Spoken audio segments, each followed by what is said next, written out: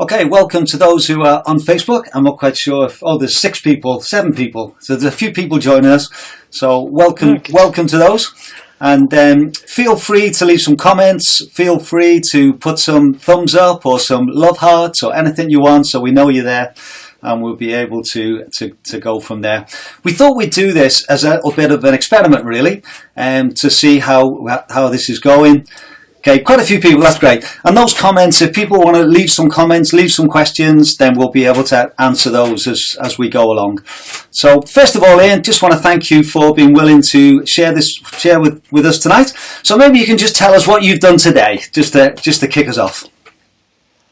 Well, today I had quite an interesting day. My exercise was a walk to the Western General in Edinburgh, where I had an MRI scan on my lower back, which I was actually quite surprised it went ahead. I just assumed with everything else going on it would have been cancelled, but I phoned earlier in the week and they said, no, still come down and we'll see you. So I wandered down there. It was probably about a 5-mile walk down. I did some shopping on the way back and then came home. So that's been my day. Excellent. Well, and are you hoping that it'll help you back this? I think they just wanted to make sure there's nothing of great concern. It's not the type of problem I've got where they're going to recommend any operation. I don't think. They've kind of told me that. They just want to make sure that there's no problem with anything pressing against my bladder. So it's more probably a precautionary check. It comes and goes, John. It's been sometimes I kind of shuffle and hobble around a wee bit, but I can still keep active. And I think the more I keep active, probably the better it is. So I'll just keep trying to do what I'm doing. But it'd be nice to know, get a bit of an insight into what's actually wrong with it again. Yeah. Okay, well, I think we've got over 50 people joined. I think Ian asked me yesterday how many I thought might join, and I said if we got 50, that would be good. So we've already got 53. We'll see how many stay with us. Now, I thought to start with, we would just go. I'm going to show a picture here. Now, Ian won't be able to see this, just the way this works, but everybody else should be. And this was the first time that we met Ian. It was on the 16th of December 2006. I was just learning about the West Highland Way race. You'd done it a number of times by then. And we had a run together. We were going to run from Balnahar up to Rowadennan Pass, but it was flooded. So we went the other way and we went up and down Connick a couple of times. So have you got any memories of that day, Ian? I do. I remember arranging to meet up with you. We met up with a really nice run. And I think we ran quite a number of times in the build up to that race. We'd quite a good, quite a number of social runs doing that, which was great fun. And it was actually 2007 was my fastest ever year. So whatever you did, John, you helped me along to a good performance that year. But I remember you were just so excited about it all. You'd found out about the West Highland Way. You were just so keen to learn and you just wanted to know all the facts. It was great. Yeah. I remember one conversation we had. I think you said to me, what was I hoping for, sort of time-wise? And I think I said, as most people often do, I just want to finish and everything. And I remember you saying to me, no, aim high. If you're capable of running under 23 hours or whatever it is, then aim for that. And that's always stuck in my mind. And it's something which, if I talk to people, that's what I often say to them as well. And then the second picture I've got, Ian, is us doing the fling in 2007. And that was my first ultra. And we ran together for a little bit. There's a picture of us running to just past Beech Tree. And then there's a picture of you at the end with your champagne and your medal, having finished the fling. And you were one of the ones who'd done the first fling as well the year before. So maybe just tell us just a little bit about your experience of the fling. Yeah, that came about. It came about very much as a training race for the West Highland Way. There were quite a crowd of us who had been out just doing the long training runs together. Ellen McVeigh was one, and her partner at the time, Murdo.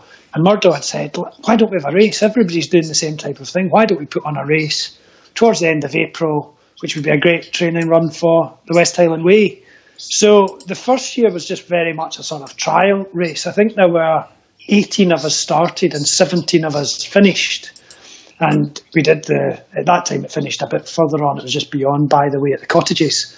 And Jez Bragg, who was sort of one of the legends and very much at that time one of the top runners, Jez had been winning easily but didn't realise the finish was at the cottages and actually stopped it by the way and taken his shoes off. Nobody was there. He'd taken his shoes off, and the second runner, I think it was maybe Norman McLennan, came past him and said, "You're not at the finish yet." So he ran past Jess, won, and Jess came in a few minutes later and put his shoes back and have hobbled in. But one of the nice things about that race was I think everybody just went to the pub in Tydrum afterwards and had a drink and a catch up together. So I can't imagine the whole field doing that now. It would be quite a different scenario. Yeah, it's amazing when you think that first year there was 19, wasn't there? 2006. Yeah, I think 18 started and 17 finished, I think, was the numbers. Yeah, and then the next year, which was my first one, there was 70. And then you look at it now and there's often over 800, and I think out of all the races, that is the one which has really grown the most, isn't it? Yeah, and it's been the one that's allowed, John has taken it on from Murdo and has allowed it to grow and has accepted that type. I think most of the other races we've never gone above 300 entries, as you know, the West Highland Way. Even the Devil of the Highlands, John, I don't think lets more than 500 in. So yeah, it's been the big one, and it just shows the demand there is for people to run high quality races. Yeah. Okay, I think we're over 80 now, so I think we just wanted to introduce it and let people join us. So obviously the reason that we're meeting this evening and wanting to chat is we've had to cancel the West Highland Way race for 2020. And just as an introduction to that, maybe you could just share, Ian, just how you're finding things generally, work-wise, your own running in this, what is a very strange time. It's been quite a surreal time. We put an awful lot of effort in about a week ago to trying to get as many of our people at work working from home, because we could see the way that things were going.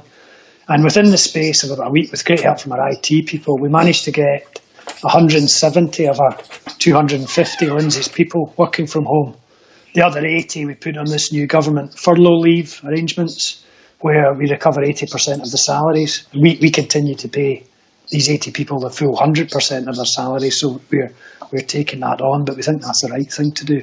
So I've spent since Tuesday working from really very much the same spot. I'm sitting here in my kitchen, and it's been fascinating. It's a real eye-opener. It's been very effective. I've probably been busier than ever. We've got the whole firm working. It's been our year end, which has added to that. So that's been okay.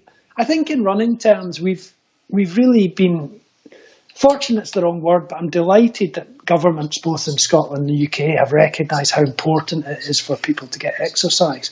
And that's helped us. I think it's really important we don't abuse that, because we don't want to lose it. Just to be able to get out and run every day has been great, and means that I think we've still got some of the routines that we've had for a while. So my own running, I've tried to do that. I've tried to get out at lunchtime most days, particularly when I'm working from home. Sandra and I have done a bit of running together, but because we're here all day, we've also tried most days just to go our own way and do that. So I mean, my running, I'll probably do about 30 odd miles this week, which is where I've been. I'd lost a bit of weight since Christmas, so it's a bit of a shame because I'm not going to get a chance to benefit from that in terms of races. But I suppose we did just before the curtain came down and been able to do organised runs. 4 of us from the office went up and did a 5k in the Meadows in Edinburgh, round Adrian's Loop, and I did a 21:32 off that. So I was quite pleased. That's as good shape as I've been in for a few years. Yeah. Great, thank you. That's good to hear. Just for those who are listening, if you want to put any questions or comments, I can drag those across as I have been doing onto the screen. So feel free to comment or to ask some questions as we go along. That will be fine. So, Ian, I don't think it surprised any of us that we got the email this week, those of us who'd entered the race for this year and saw it on Facebook and the race website, that the race had to be cancelled. But can you just talk through the process of how that came about for you as race director, please? Well, we've been keeping an eye on the situation for quite a number of weeks, as it's been obvious that events have started to be cancelled. I think it probably was just 3 weeks ago that the Scotland-France rugby game took place at Murrayfield, and there's 67,000 people there. So this has moved quite quickly. But we've been watching that, and there's been guidance from Scottish Athletics, which the guidance, first of all, said that all races to the end of March had to be cancelled. And then the most recent guidance was to the end of May.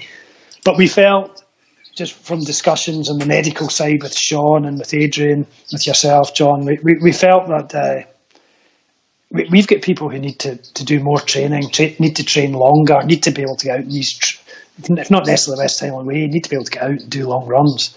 So I think we had to make a decision a bit sooner than that. So we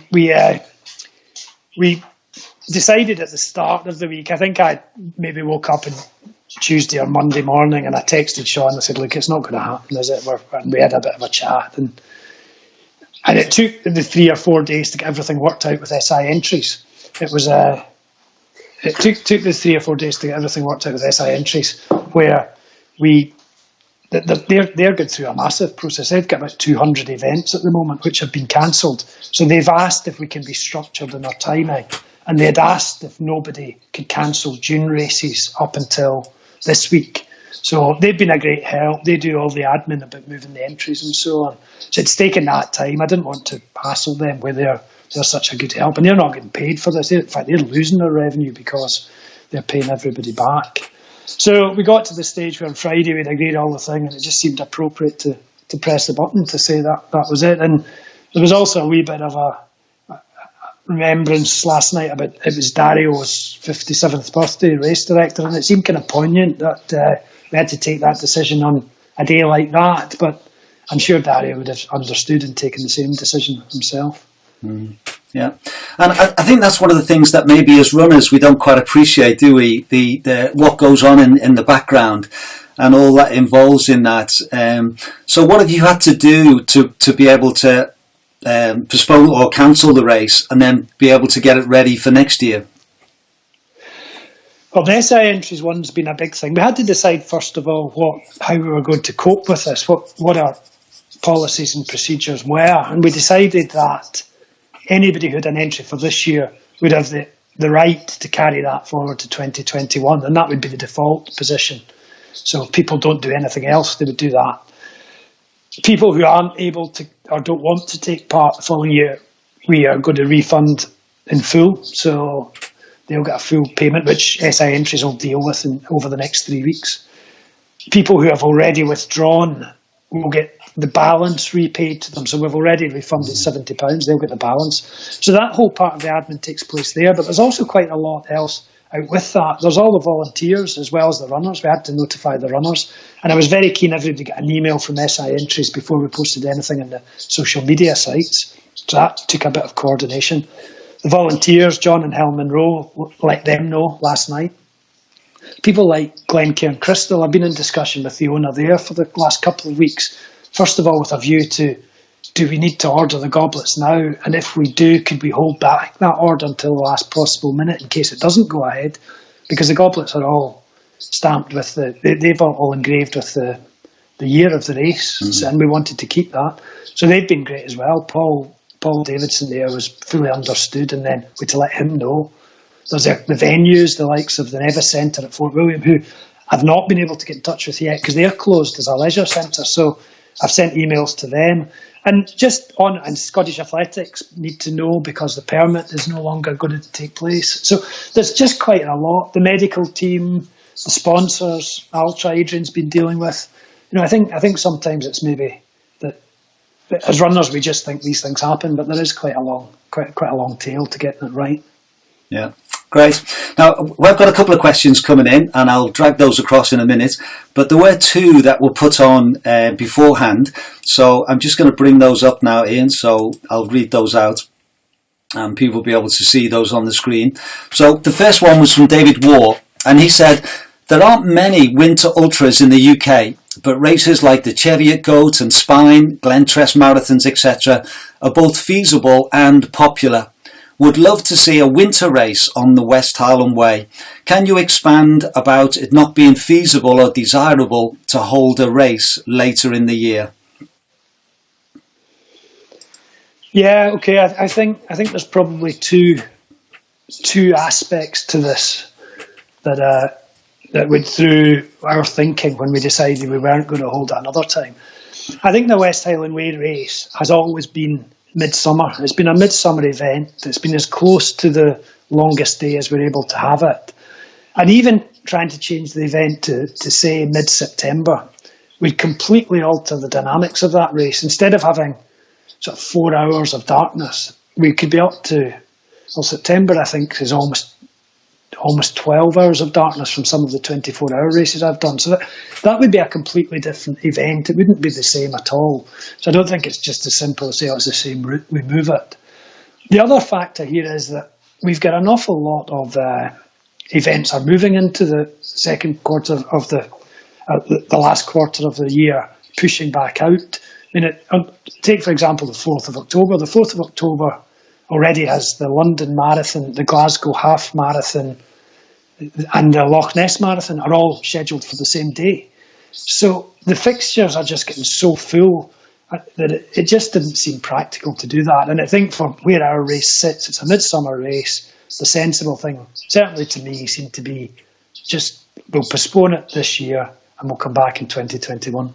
Yeah. Okay, thank you very much. I hope that answers your question. And the second one we had was from Kirsten. And Kirsten asks, will this year be counted for the purpose of getting an entry in the future? I'd hate to think I would maybe miss being able to apply again because my qualifiers ran out. Obviously, everyone who was in for this year will be in for next year, and I'll be crewing.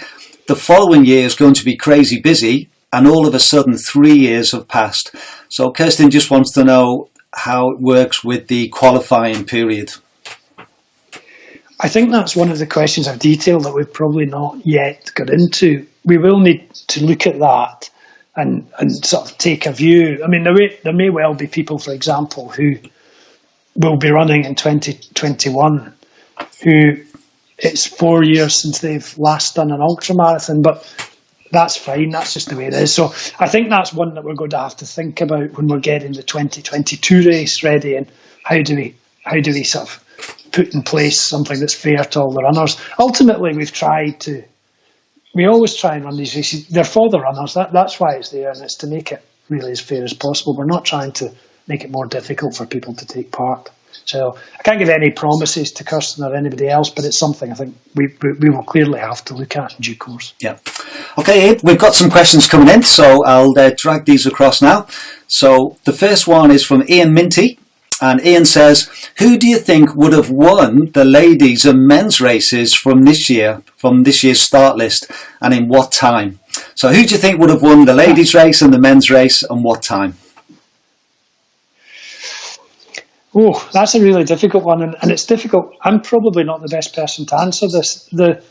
Before I give a view, last year, the ladies winner, Siobhan Killingbeck, was one of the people who, when she entered, had never actually done an ultramarathon before, but she had done the Kelpman, which is an extreme Ironman, and she was one of the people who was highlighted as a sort of amber on the review list when we were doing the entries in the first place. It was okay, let's have a look. Do we think she's got adequate relevant experience? And some you can just tick they've done the fling, that's fine. Some are clearly they haven't done anything, they go into the red list. But Siobhan was on the amber list, and we said yes. And I had no idea how good a runner she was, and she wasn't really a name that featured at all last year. So I'm always a wee bit wary about trying to predict who's coming through and who's going to do it. I tend not really to look at the start list. I need to go through both the men's and the women's and see who was actually there and who was on it to see who's coming good. So that's a long-winded way of saying I've absolutely no idea.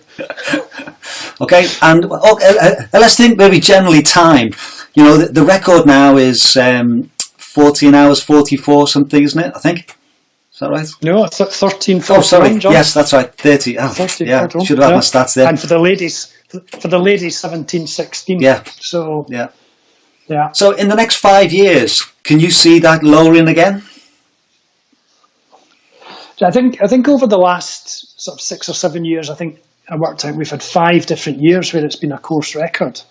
And after every year, I've looked at the time. I looked at Paul Goodland's times. I said, "Oh, that's going to stand for a long time." And then I looked at Rob's, and I thought, "My goodness, can anybody get near that?"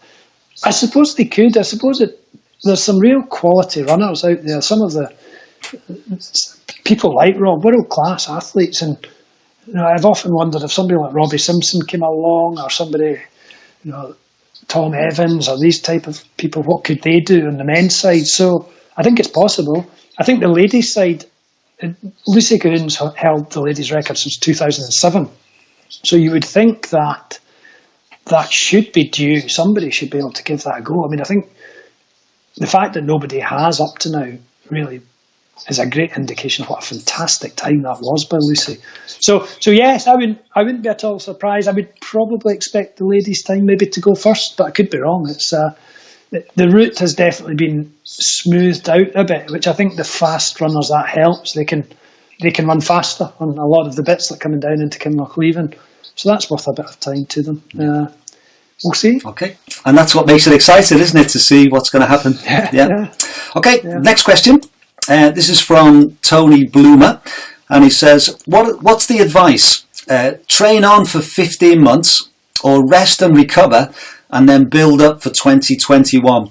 And I think that's a great question, Ian, because I think a lot of us are in a situation now where we were training for races. I was supposed to be running the Hardmoors 55 today, and then I was going to do the Great Lakeland, then the West Highland Way. So I had a series of races, and I'm having to rethink about what I should be doing. So what advice would you give for people who entered this year and now going to obviously run next year? What should they do with their training? I think it is a great question. I'd put my coach's hat on with this one, trying to answer this one. It's a question which not only are West Highland Way runners asking, it's a question which some of our top Scottish athletes I know are asking. The likes of Laura Muir, Gemma Reekie, Callum Hawkins and so on are asking exactly the same. We had a Scottish Athletics Board meeting on Monday night just before the decision to postpone the Olympics for a year was taking place. And I'm sure Stephen Maguire, who's the national head of performance at Scottish Athletics, he wouldn't mind me saying his advice he's giving to all the athletes is very much to back off at the moment and treat this as a bit of a end of season. Take a chance to keep things ticking along, but don't do anything daft. I mean, it's one of the factors with this lack of access that Laura Muir can't train properly. She can't get access to a gym. It's not just us that's affected. And I would say it's probably a good chance for most of our runners to get a bit of a rest, which I would probably say most amateur runners don't rest often enough. We just go event to event to event to event, wonder why we get a bit slower.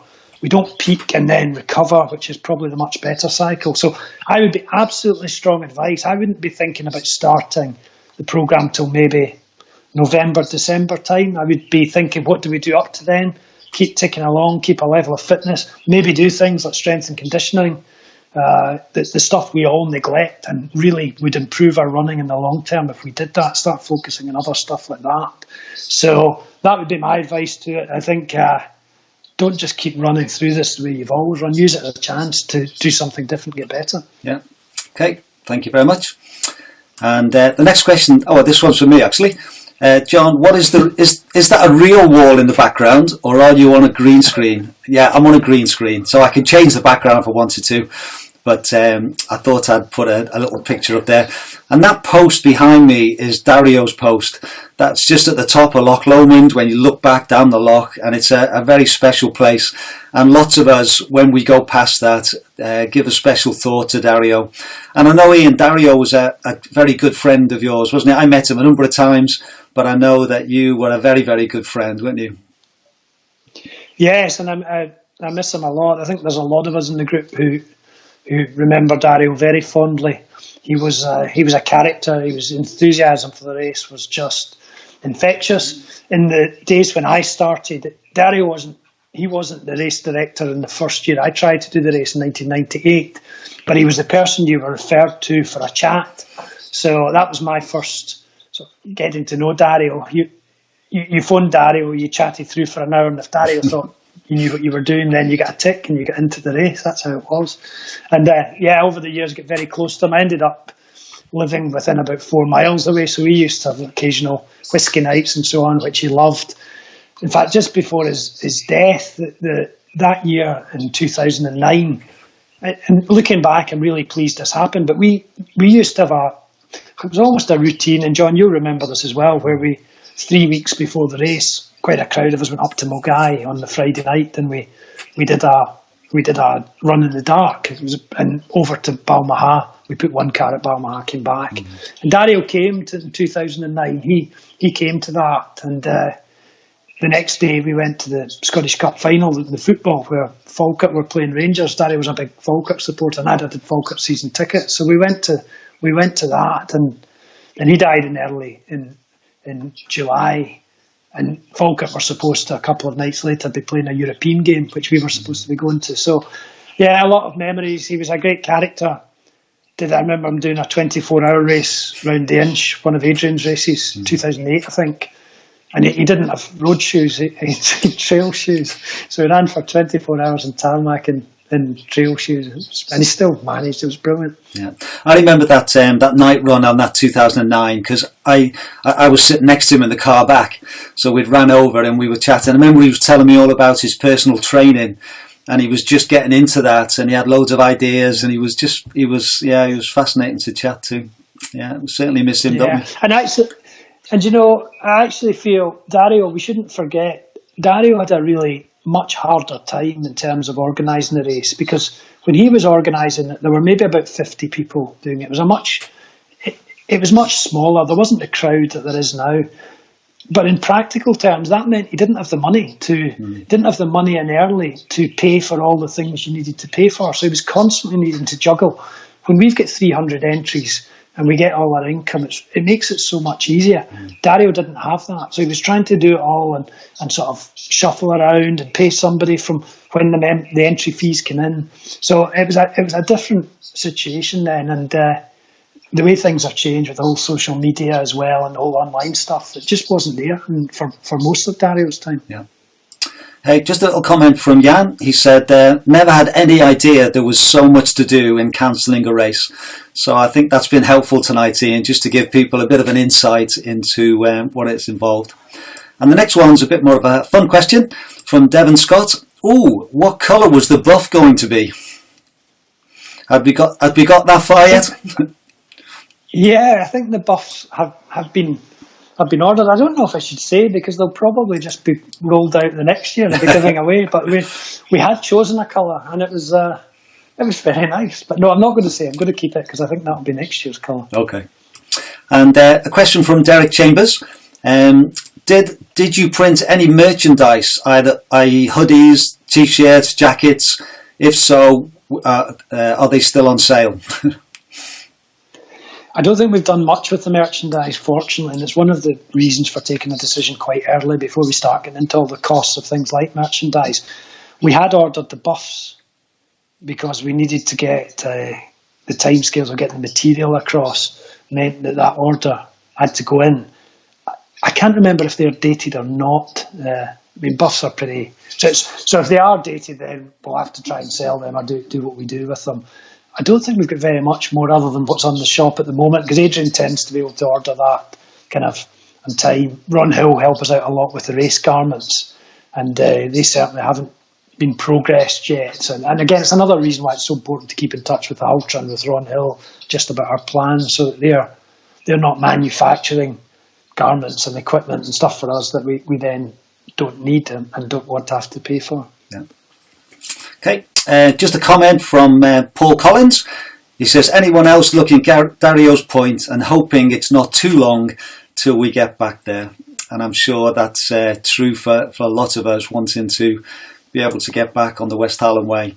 And I think once this is all over and we get back, I think it'll give us a new appreciation of how much we love being on the trail and being on the West Highland Way route and all the places that we just take for granted. And now we can't go there. It just makes you realise just how much you enjoy it, doesn't it? Yeah, and I think as a community, we've always been very good at appreciating what we have and the great love of the outdoors and the great people who get involved in it. I often say that I go away from the West Highland Way weekend in June, and it's like coming out a bubble of the way you would like the world to be, and then you go back on the Tuesday or the Wednesday to normality, and it just feels very flat compared to the superb place you've been before. Now, maybe we'll see the rest of the world recognise that there is more to our society than the way we've been running it for the last wee while, and I'm hoping we'll see different things. I think environmentally, there's a lot of evidence coming out that the air pollution's at its lowest level it's ever been. Things like the canals in Venice are the cleanest they've ever been.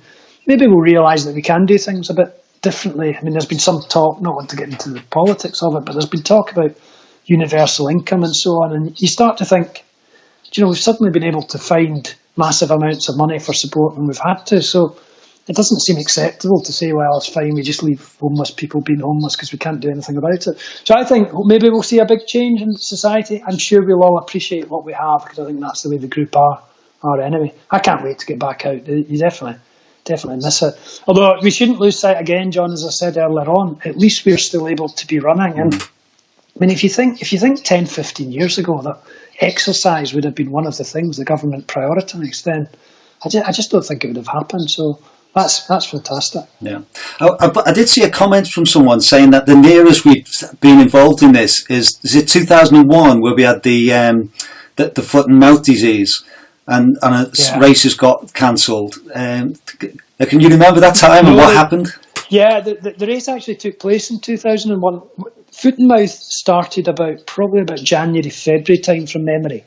And there was a 3-month period where nobody was allowed near any fields or any farms. So it was quite a difficult year. I did the race that year. It was quite a difficult year to train, not least because I was working in London during the week and coming back at the weekend. But all the training had to be on the roads. So that was just the way it was. And I think round about the end of May, the government announced, I think, to be fair, to the surprise of many people, they announced that it was all getting better and the restrictions were off and you could get back doing what you're doing. There always was a bit of a suggestion that was more tourism driven than it was about actually the problem had gone away. But the race did go ahead that year as normal, but I don't think people had quite the normal training programme. Yeah. Okay, next question. This is from Billy.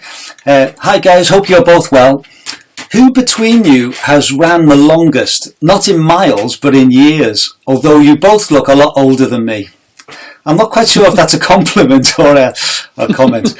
Well, I think I'm the oldest, but I think, Ian, you've been involved in ultras longer than I have, so I'm sure you've probably ran longer in miles and years. I started ultras in 2007, whereas you started 1999? 1998. That was my first attempt at the West Highland Way. Yeah, it's a funny one because in a way it's one of these things. It's a shame. I'd done a couple of marathons when I was at university, but I always think the date I started running was when I moved to Troon, and the date of the first day I went out and ran and said, I'm going to keep doing this, and I've been doing it ever since. It was on the 4th of April 1990, which next Saturday is exactly 30 years ago, and I had big plans to do a kind of I wanted to do some kind of special 30-year of running anniversary run, probably in the West Highland Way. It would have been brilliant, but of course we're not going to be able to do that. But there's maybe a chance to do some kind of virtual thing where people run. So that would be me. I'll have been 30 years, although only started running ultras in the sort of late 90s. Yeah. It's funny, I started when I was 48, and sometimes I wish I'd started earlier and wonder how I would have got on in my 30s or early 40s, whatever. But then again, I think I'm still running now and still really enjoying it. So maybe if I'd started at 35, I wouldn't be enjoying it at 61. So who knows? Okay. And there's a lot of evidence, John, I think, that suggests you peak somewhere between 6 and 10 years after you've started running. It's not necessarily down to the age. So if you'd started at, say, 25, the chances are you'd have done your best times much earlier, but you'd have been like me, running a lot slower now, whereas you're still much closer to your peak. Well, I'm not sure about that. Okay, we've got a question from Sabrina. Now, if you don't know, Sabrina won the Spine this year and has won lots of big races. And in fact, I've just been in touch with Sabrina today, and I'm going to do an interview with her on Tuesday, and I'm going to put it on my YouTube channel. So I thought I'd like to do some interviews during this time just to keep people together. So I'll put on details about that. But Sabrina is asking, want to give me an entry for 2021? Oh, wow, that's very interesting. We're always looking for high quality people to come and come into the race. As we said, this year we put something in place as a bit of a trial and said if anybody can beat the men's or ladies' records, we were going to offer £1,500. That was very much down to trying to get some of our top men and women to come into the race. They don't take up much space or resource, if you can imagine. When the top men and women get to checkpoints, there's usually not very many other people there, so it's not busy. The real peak happens around the 24 to 26 hour people. So yeah, I know, we'll be in touch. Tell Sabrina we'll be in touch. Excellent. Here's a good question from Barney Black. He says, you may not have had time to consider this yet, but what's your thoughts on additional training inspiration nights, days, to keep a little momentum and focus for next June, in addition to our own training plans? I think that's a good suggestion. I think we'll need to look at how we're going to do the build up to this, because the normal sort of year works around the excitement starts to build from very, very well. I suppose it starts when the entries open in November. We've got the flurry of excitement in early December when people find out. And then there's this build-up for 6 months to the race. And then we have a bit of a 3-month hiatus where you tidy everything up and we will look at what we can do better. But that's a kind of break before we get back into it. We'll need to have a think over things like that. And maybe training inspiration nights when things get back to normal, or virtual ones could be a thing we look at. It's a good idea. Yeah, I must admit, I've been thinking that normally I do the podcasts up until the race and then have a break from July and then start again in November. So I'll have a think. I might sort of keep them going or do something different. And I might do some more of these as well, where we could do some live chats on Facebook so that people can feel involved. And this is fun. You know, it's nice having it live because people can add in and put some comments in. So we'll definitely think about that one way and get some ideas. That'd be good. How many are we up to now, John? How many viewers are we're bang on 100. We've 106 has been the highest, I think, and then we've so some people are coming and going maybe. Okay, next question from Rona McKinnon. Following on from your comments on records, she says, who would you like to add to the elite field to create an exciting race in both the men's and the women's fields? In brackets, no restrictions on location or realistic likelihood to accept a place. So this is your dream, Ian. What people add into the elite field? I'm probably not as well versed on who the top world's top ultramarathon runners are as some. We were out in Chamonix and the likes of John and Helen. Oh, there's so and so and there's so and so, and I haven't heard of quite a lot of these people. I'm almost ashamed to admit, but. I'd like to see any of the big names come across. We'd Hal Corner come across a few years ago, and that was brilliant. He was great fun. Everyone will remember as well. He was just a really nice guy. Great to have him at a race. Unfortunately, he had an injury and he didn't finish, but I think he enjoyed his time in Scotland. So people like Tom Owens finished. Tom finished, I think, 4th or 5th at UTMB last year. Tom runs a Shettleston Harrier. Somebody like him coming in would be really interesting. I would like to see some of the people who are maybe starting to move up to ultras. I've always had a bit of a notion. Thought somebody like Paula Radcliffe wanted to do an ultra marathon, and so it sounds like name dropping, but the Scottish Athletics dinner I did have this discussion with her, and she just laughed. But to bring people like that in would be great. Ali Dixon has just set the world record for 50k for a woman. She's clearly a quality runner at sort of marathon plus level, maybe thinking of doing more. Just as long as people come along and I've got the right attitude and take the race as it is and want to get involved, it'd be fantastic to have some of the big names. Yeah, I suppose people like Killian is the obvious one, isn't he? Wonder how he'd get on, but yeah. I suppose for him it's not hilly enough, really, is it? You know, that he really likes. But I think someone like Jim Walmsley, because when he does the Western States, he goes off like it's a 10k race, and it would be really interesting to see someone like him, just what he could do on the West Highland Way. So yeah, that would be fun. I think one of the issues that I don't know the answer to is how beneficial is it knowing what's ahead of you in the course. So if these people are flying in, doing a race, flying out, how much of a disadvantage does that put them at relative to, say, one of our Rob or one of our top local guys. It's not inconceivable Rob could come back and try and have a go at his record again. I think he feels there's time to come off there. But you would feel, being based in Scotland and knowing the route, he would have an advantage over somebody like Jim Walmsley, who doesn't. But obviously these are exceptional runners who can cope with that. Yeah. Okay, we got a couple of comments about the buffs and things. So Julie Clark says, if the buffs are dated 2020, it will be like the Olympics and still be West Highland Way 2020, even though it's 2021. Because I see the Olympics are going to keep it as 2020, aren't they, even though it's going to be 2021. Yeah, I think that would be a practical way to go. It would be a collector's item. The year you got a buff with a date that wasn't when you ran the race. Yeah. And Kirsten Cowling again, I would buy a hoodie with the year crossed out. I'm sure lots would. It maybe give some income to the suppliers. So yeah, well, I'm sure if they have been printed, they are manufactured, we can do something with them. David Brown, I have run on the West Highland Way lots of times. You guys got me into ultra running. Dream of doing the race one day. Thanks for all the info. So thanks for that, David. I'll just scroll down and see. If anyone else has got any questions, feel free. Phil Owen, I think Ian is right. There will be a society change after all this.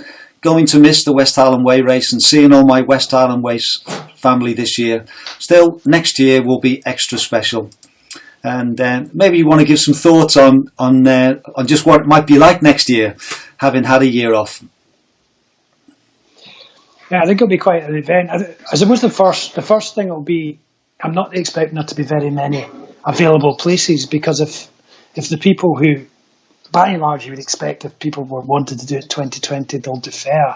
And if that's the vast majority of people, then we may only have about 10 to 15 extra places. So it'll be quite a different build-up. We won't have the excitement of the ballot in the usual way.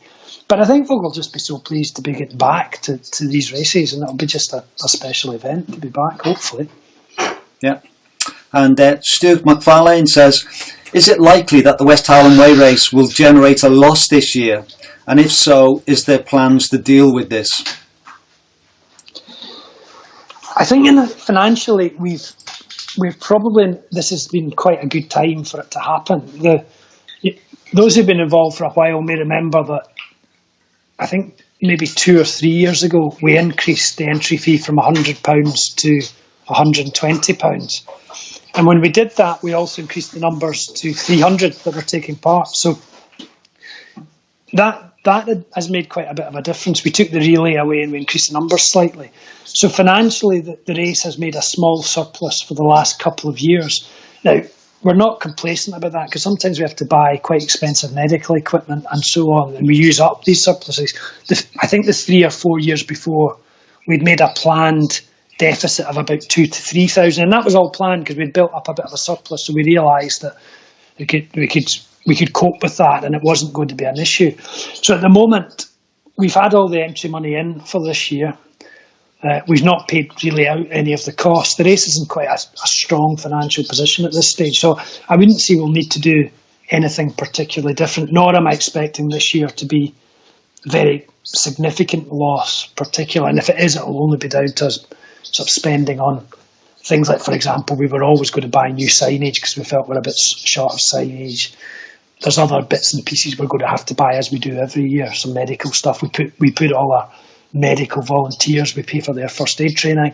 That may expire next year. So we continue to do things like that, but not anything to worry about. Yeah, great. Phil Owen also says, I would love to see Sabrina run. So there's another recommendation for Sabrina. Now this is an interesting question for you, Ian. This is Robbie Dunlop. What advice would you give What advice would you give to help convince a non-runner partner that another 15 months of dedication, obsession is perfectly acceptable? That's going to be quite a tough one. I would probably go back to the earlier question about the training and peaking and loading. I think it probably shouldn't be 15 months, because you're just going to get tired out and fed up with it. You're going to have, there's an example, partners who won't understand that this isn't just a 6 or 7 month training schedule. It's a lot longer. So, but maybe a partner could get keen when we come back. I think we're seeing more people running. I'm seeing with my work, people are taking up running to use their exercise and are quite enjoying it. That's a good thing as well. So maybe your partner, Robbie's partner, will do that too. I'll just put this one on. Barney Black says, nice one, thanks both. I love the idea of the podcast being kept going too. They really are great to listen to. So that was just for me. Next question from Kenny Tyndall. What's the most impressive performance you have seen in the West Highland Way over the years? Not necessarily the fastest, although could be.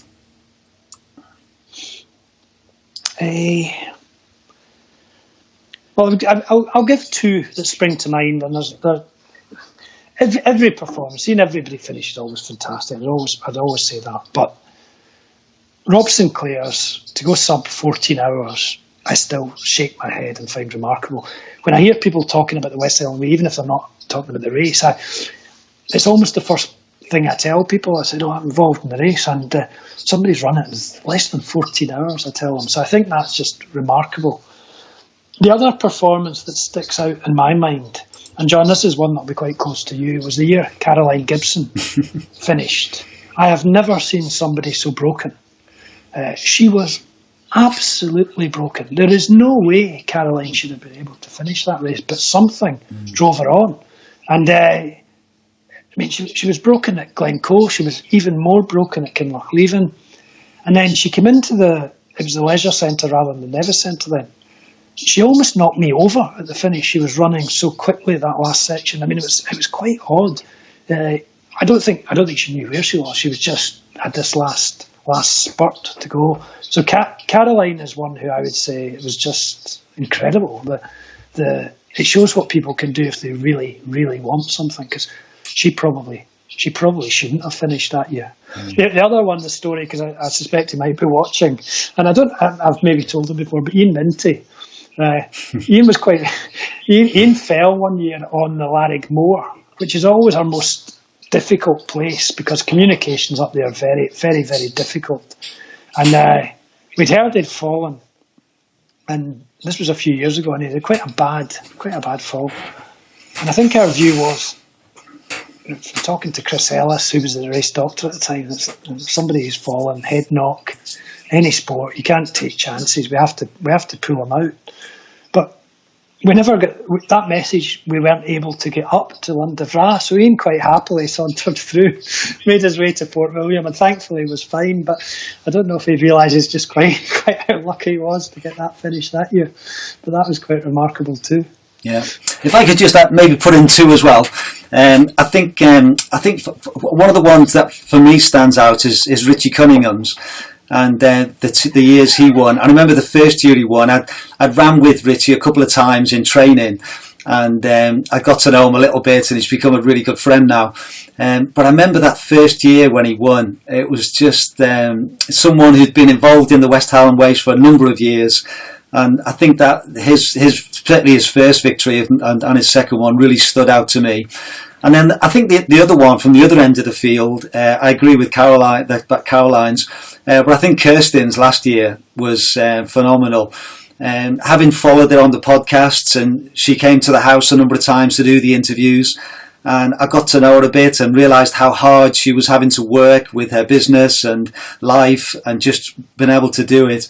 And to get so close to being timed out at Benglass and yet to be able to make it, I must admit I had a massive tear in my eye when I saw her finish, because I think it just showed what is possible, for someone who's got that determination. And I think those two stories, both the ones you've given, the ones I've given, just show why we love this race so much, don't we? And why Dario did as well.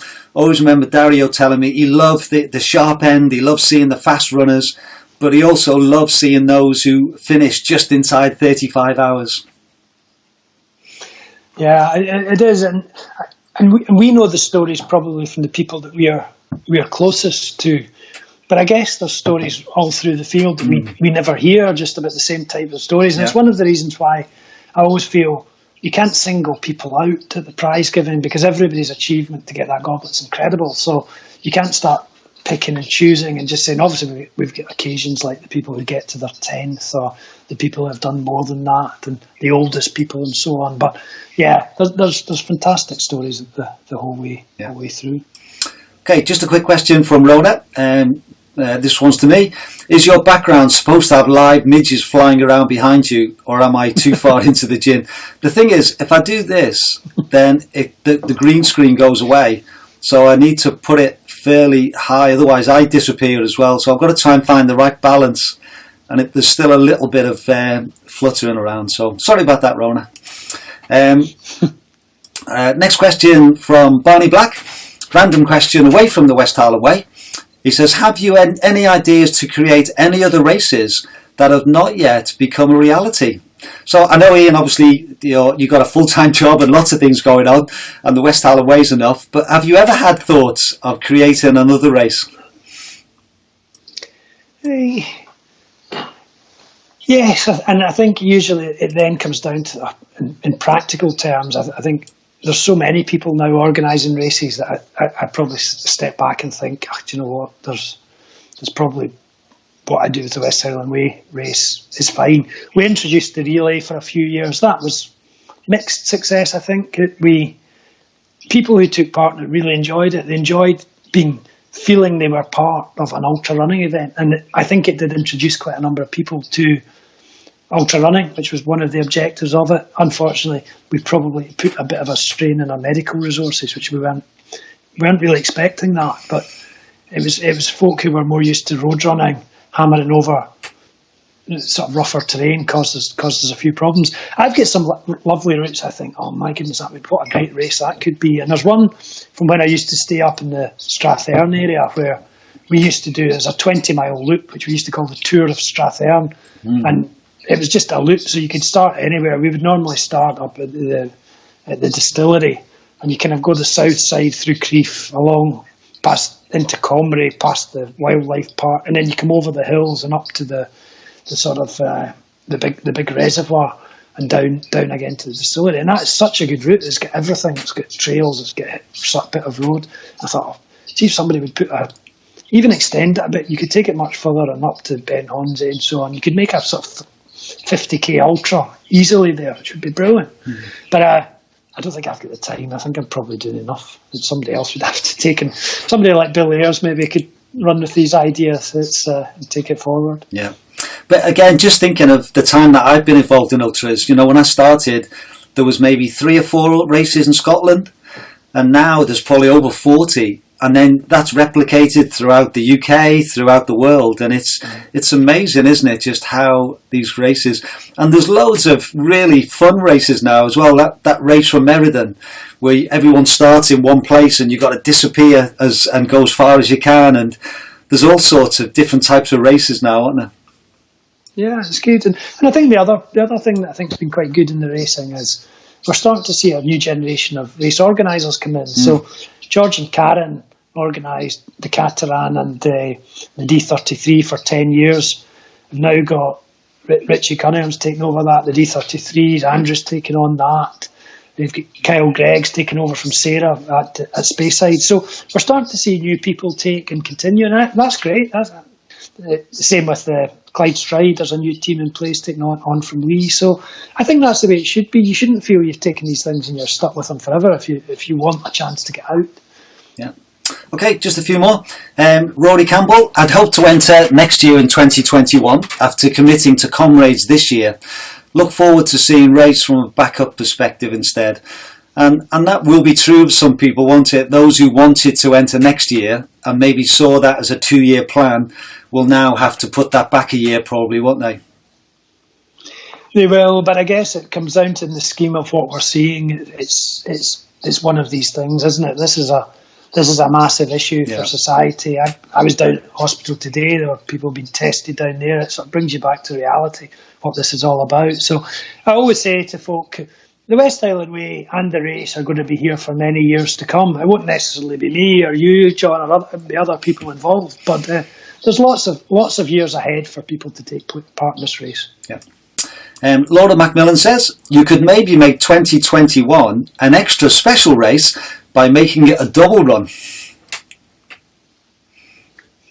No comment. I think again, by the race is special anyway, and I think by adding these pieces on it, I mean, fair play to people who do the additional challenges and do have no issue. But I think the West Highland Way race is what it is, and my view, and I know people have a different view. My view is the challenge should be to do it as well as you can, and because that's what racing's about to me. So I would rather see people say, I'm going to try and get my best time, I'm going to try and run as fast as I can, I'm going to try and complete if that's what I want to do. But everybody's got their individual challenge. So yeah, if I want to do these other challenges, great.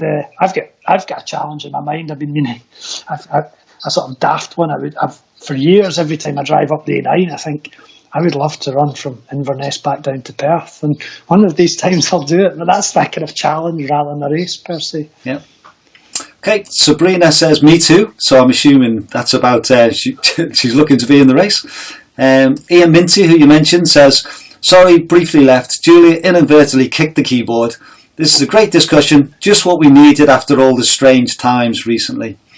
A few of us just watched Ian and Julia do a beer mile round their garden, which was good fun. Yeah. Right, I think we'll sort of call it a day there because it's coming up to an hour, and I will put this out as a podcast as well, and I'll also put it on my YouTube channel as well, so people might want to watch it again. But I just want to say thank you so much, Ian. That's been really helpful tonight, just to get a sense of how things are going. We've had pretty well 100 people watching for most of the time. Some have come and gone. So thank you very much for those that have spent your part of your Saturday evening with us listening to this. And maybe just to finish with, Ian, you could just tell us a little bit about what your plans are for the next few weeks. I don't know what's going to happen, but certainly if you've got other races that you have got planned for this year, and how are things going to go for you, do you think? I think most of my races have now been cancelled, so probably the target looking ahead is I'm hoping we'll still be able to get out to Chamonix at the end of August for the UTMB races.